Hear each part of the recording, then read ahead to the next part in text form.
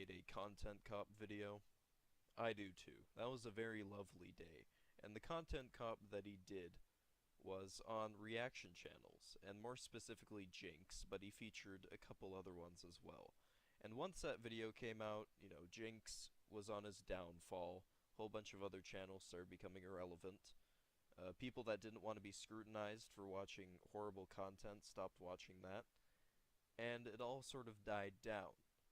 But as of recently, it is multiplied by at least 16 times what it was before. Which, speaking of before, if you clicked on a semi-popular topic back when Jinx was still popular, and you looked for other reaction channels that did similar videos on the topic, you would find about 5 or 10.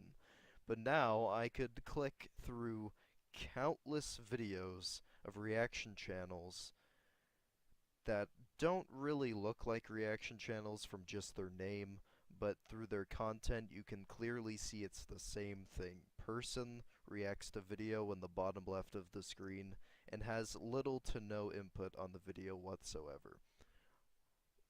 The way that you do it, and it might seem weird for me to be criticizing these reaction channels because I made Reviewing Roblox Titanic Movie Part 1, 2, and 3, where I found out that people somehow made movies off of a free-to-play game, and oddly enough, there were a lot of ones that were based off of Titanic, and so they either recorded them shittily or they recorded them somewhat decently, and they put them together, and sometimes they were bad, sometimes they were good, and I actually gave it a final verdict at the end. I gave it some feedback during the video. I questioned how some of them were made, but I gave some input during the video. But the input that the reaction channels give is so useless. It's useless on a level that I've never seen before out of any other piece of content. At least when you rip off a documentary, there's some information inside of the documentary that you rip.